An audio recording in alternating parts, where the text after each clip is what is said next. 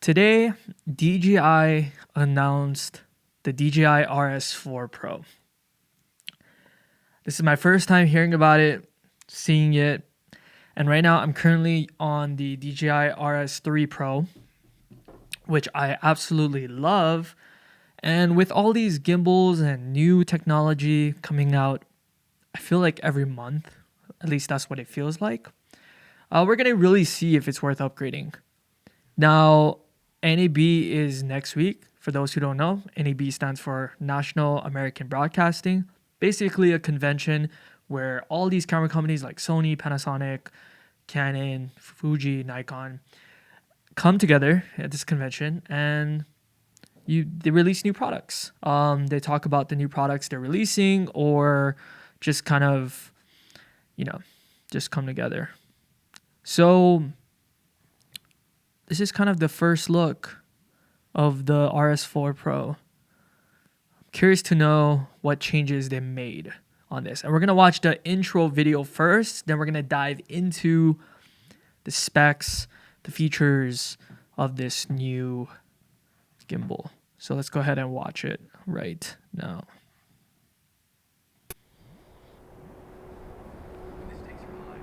When the stakes are high and the variables can change in an instant,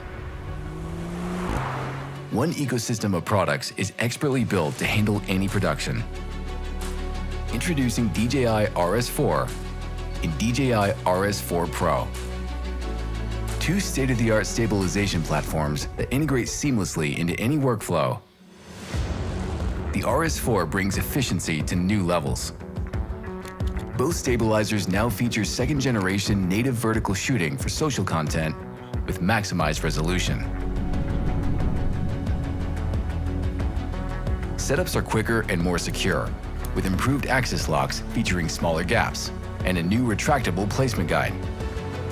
The extended tilt axis arm can accommodate additional accessories, and a smooth Teflon coating offers easier balancing. And when you're ready to roll, start recording with just a tap. With the new mode switch, the joystick now allows for direct zoom control. An improved stabilization algorithm handles any speed and intensity you throw at it. And the screen auto-locks to prevent accidental touches. The newly added RSA communication port allows you to expand your ecosystem and broaden your shot possibilities. Extend shooting time and reach with the new high-capacity battery grip.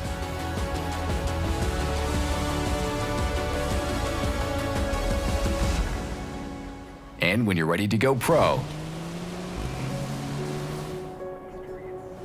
experience cinema-grade stability and hyper-intelligent features with the new RS4 Pro. New dual rolling bearings facilitate smoother adjustments. Get high-precision framing with heavier rigs thanks to increased motor torque.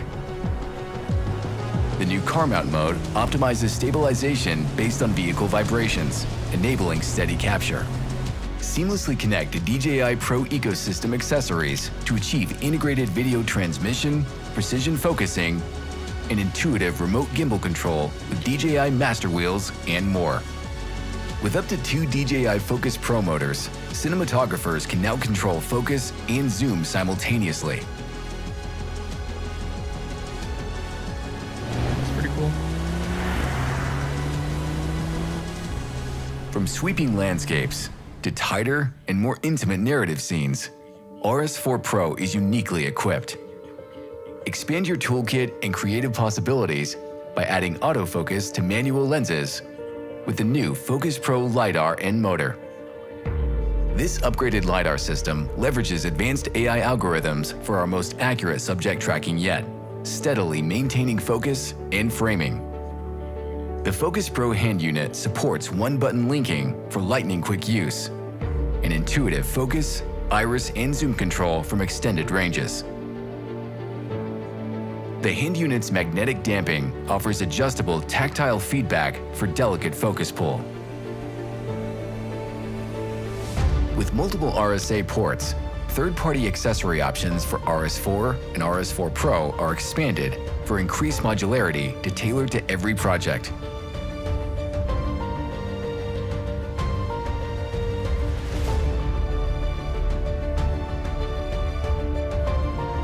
Offering industry-leading stabilization, transmission, focus, and control, the updated Ronin ecosystem effortlessly broadens the creative horizons, enabling cinematographers to tell gripping stories and transcend their potential.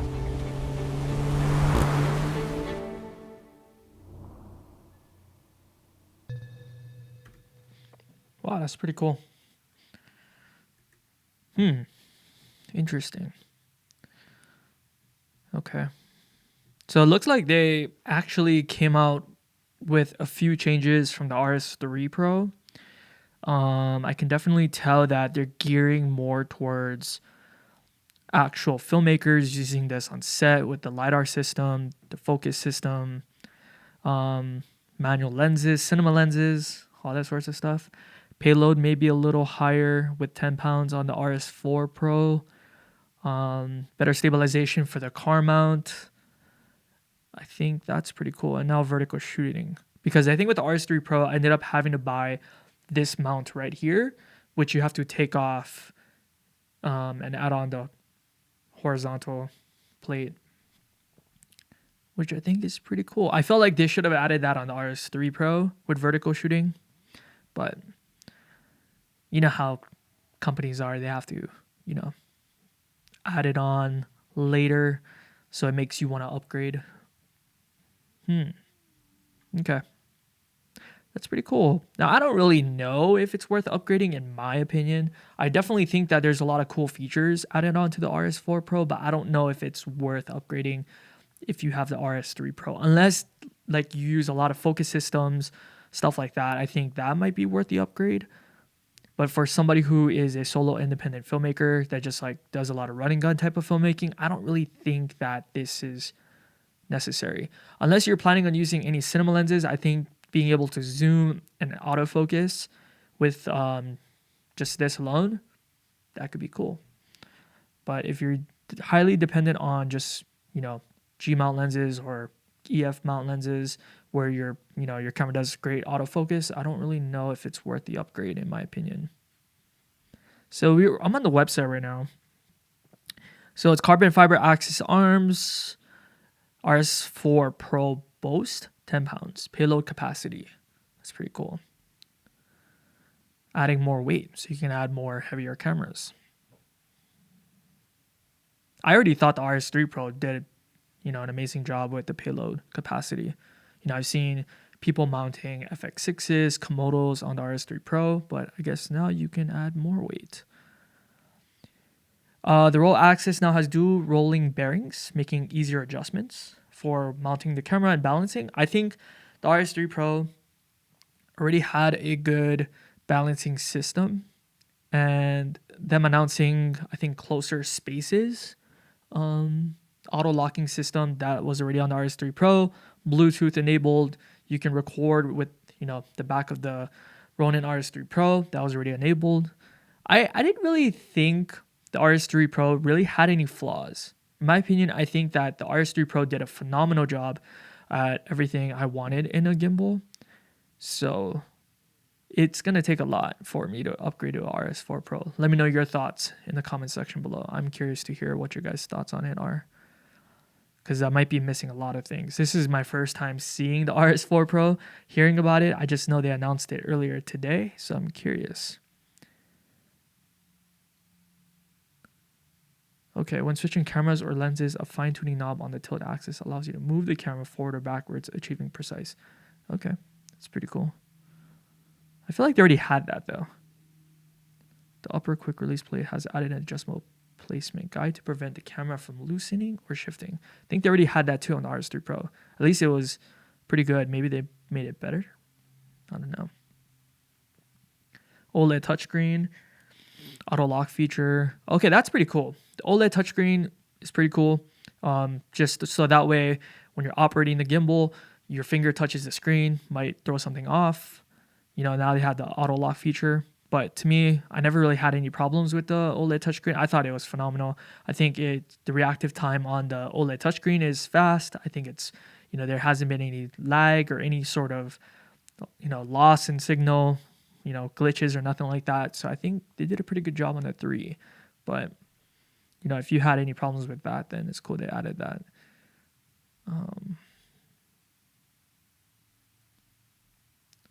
I feel like the model itself looks the same.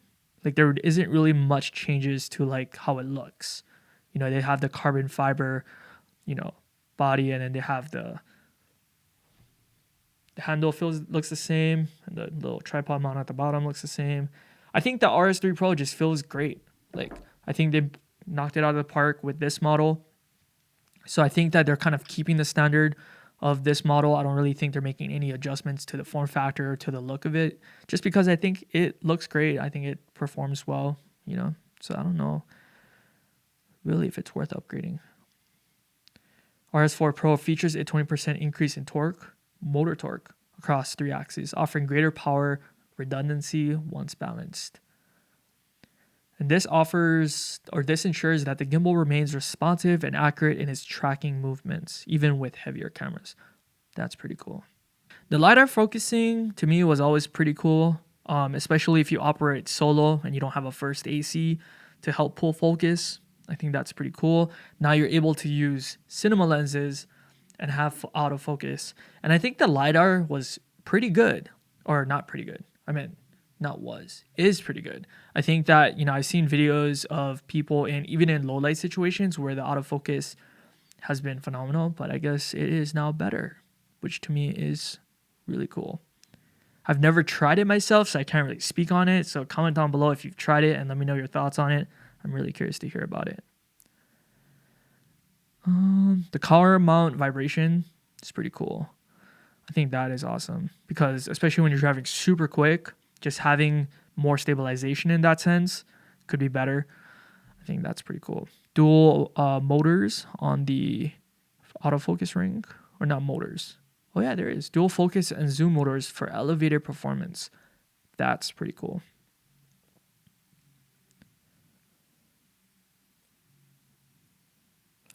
DJI RS4 Pro introduces a new joystick mode switch that allows for control of either the gimbal movement or lens zoom. That's pretty cool. So I'm assuming you can map it to either the zoom or the gimbal movement. You can choose one or the other, depending. That is cool. Higher capacity battery grip. Extends RS4's Pro runtime to 29 hours. Now, for me personally, I think the RS3 Pro battery time was never an issue. But the fact they make it more hours, that's pretty cool. More the better, right? Less charging. If I'm missing something, please let me know in the comment section. Yeah, that's pretty much it. And it starts at $869 US dollars. So me personally, I don't really think that it's worth the upgrade on the RS3 Pro to the RS4. Now, if you're doing things like car mounting, or if you're doing stuff where you're operating on a cinema lens and you're heavily involved in the LiDAR system, I can see it being reasonable to upgrade. Now, for me, I don't really think in my position and the type of filmmaking that I do is worth upgrading. So I don't really think that it is. I don't really see much drastic changes to where I'm like, I need to upgrade this, you know, right now. I would love to try it out and really see it in person, because I feel like when you try new gear in person versus just reading it can be different. But for the most part, I think that it's pretty much the same. There's a few changes here and there. Now, DJI does make phenomenal products. I will say that.